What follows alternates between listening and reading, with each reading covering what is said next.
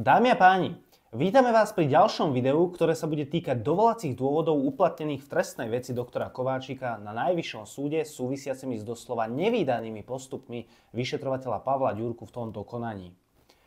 Dnes vám priblížime, ako sa vyšetrovateľ Ďurka vysporiadal s dôkaznou núdzou pri vyšetrovaní skutku týkajúceho sa odovzdania listín z vyšetrovacieho spisu údajnej prípravy vraždy vyšetrovateľa Jána Čurilu Ľudovitovi Makovi. Okrem toho si povieme tiež o zásadnom a doslova nevídanom jave, ktorý priamo vyplýva zo zápisnice o výsluchu korunného svedka zosnulého Františka Béma z 15. októbra 2020. Jeden zo skutkov, za ktorý bol doktor Kováčik odsúdený, spočíva v tom, že doktor Kováčik mal Ľudovitovi Makovi odovzdať listiny z vyšetrovacieho spisu údajnej prípravy vraždy vyšetrovateľa Jána Čurilu. Asi si spomínate na bombastické titulky v médiách o tom, že doktor Kováčik mal kryť vraždu policajta a podobne. Aká je ale situácia dnes? Trestné stíhanie vo veci údajnej prípravy vraždy vyšetrovateľa Čurilu bolo zastavené a dnes už existuje množstvo dôkazov o tom, že skutok údajnej prípravy vraždy vyšetrovateľa Čurilu bol zjavne vymyslený. Odľahnúc od toho, že vyšetrovateľ Ďurka nikdy nemal a nemohol zákonne vyšetrovať skutok odovzdania listín z vyšetrovacieho spisu údajnej prípravy vraždy vyšetrovateľa Čurilu, a to pre jeho pomer k vyšetrovateľovi Jánovi Čurilovi, postup vyšetrovateľa Ďurku pri vyšetrovaní tohto skutku bol v skutku nevídaný. Ľudovít Mako pri svojej výpovedi uviedol, že listiny týkajúce sa údajnej prípravy vraždy vyšetrovateľa Čurilu mu odovzdal doktor Kováčik. Tieto listiny sa však nikdy nenašli. Na úrade špeciálnej prokuratúry sa tieto listiny nachádzali len niekoľko hodín, a to v čase, keď k ním preukázateľne doktor Kováčik nemal prístup. Tento skutok bol dôkazne založený len a výlučne na jedinej osamotenej výpovedi svedka Ľudovíta Makova.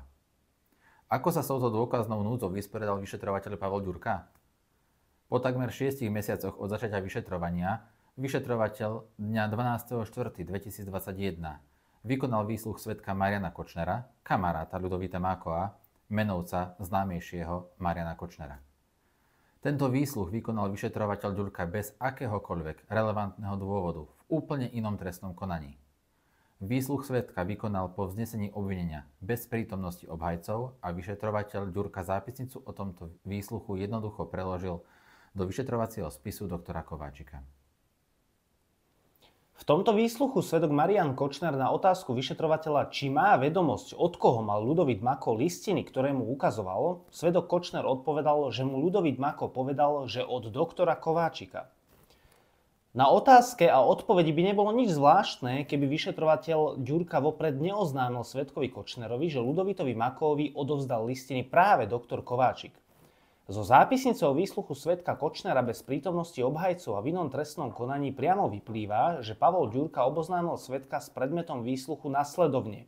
Citujem zo zápisnice o tomto výsluchu. Výsluch sa má týkať okolností, ktoré sú vám známe vo vzťahu k odovzdaniu listín, vzťahujúcich sa k príprave úkladnej vraždy vyšetrovateľa podplukovníka magistra Jána Čurilu osobou doktora Dušana Kováčika, PhD, osobe obvineného doktora Ľudovíta Makova.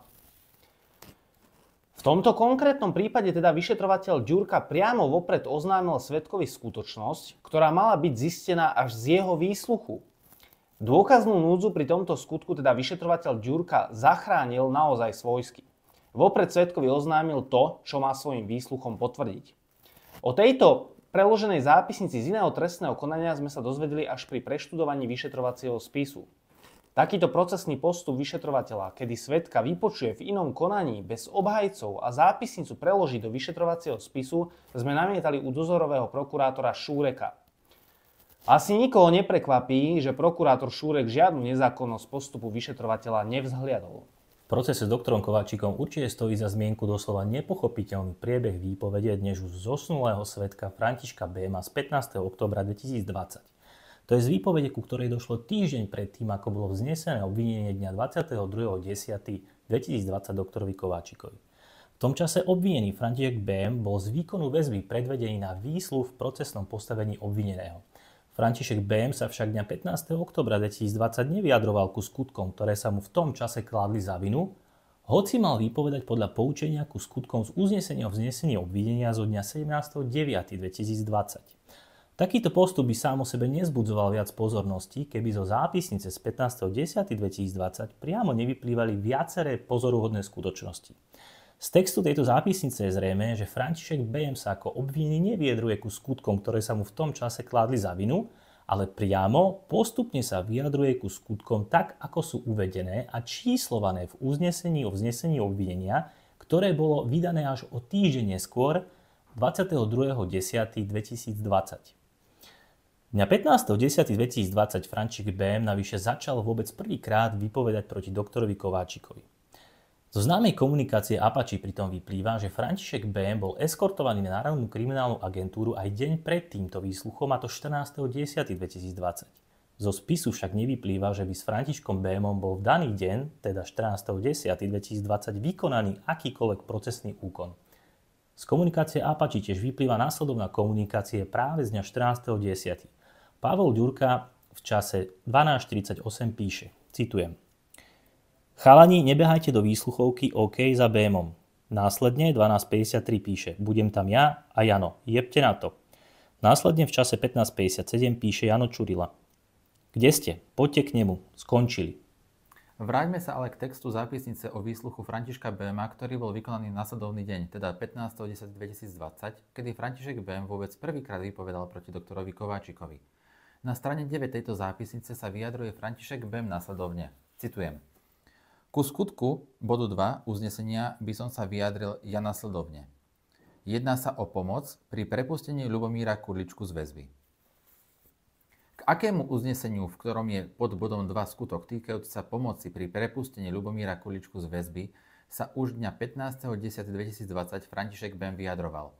Františkovi Bémovi bolo vznesené obvinenie dňa 17.9.2020 a skutok 2 tohto uznesenia sa týkal skutku súvisiaceho s vydieraním v nemenovanej spoločnosti, nie prepustenia Ľubomíra Kurličku z väzby.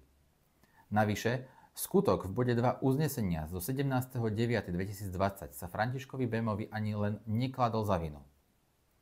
Jediné uznesenie v spise, v ktorom je pod bodom 2 zadefinovaný skutok týkajúci sa prepustenia Ľubomíra Kurličku z väzby, je uznesenie vydané až o týždeň neskôr, teda 22.10.2020, ktorým vyšetrovateľ Ďurka vzniesol obvinenie doktorovi Kováčikovi. V tejto súvislosti sa preto naskytujú ďalšie logické otázky. Ako je možné, že sa František Bém už dňa 15.10.2020 vyjadruje postupne priamo s odkazom na konkrétny skutok s uvedením jeho číselného označenia, pokiaľ toto uznesenie bolo vydané až 22.10.2020? Mal František Bém už dňa 15.10.2020 k dispozícii uznesenie, ktorým vzniesli obvinenie doktorovi Kováčikovi a ktoré bolo vydané až o týždeň neskôr, teda dňa 22.10.2020? Dámy a páni, ešte stále niekto verí, že proces s doktorom Kováčikom bol vedený zákonne v súlade s jeho právom na spravodlivý proces? Takýchto dôkazných absurdít a doslova nevídaných úkazov, ako ste si dnes vypočuli, bolo v procese s doktorom Kováčikom neuveriteľné množstvo. Budeme sa im postupne venovať v nasledujúcich videách. Záverom uvádzame, že médiá o procese s doktorom Kováčikom informovali len o skutočnostiach svedčiacich v jeho neprospech. Z uvedeného dôvodu je preto na mieste ozrejmiť niektoré skutočnosti a tak povediac uviesť veci na pravú mieru. Tešíme sa na vás pri ďalšom videu. Dovidenia.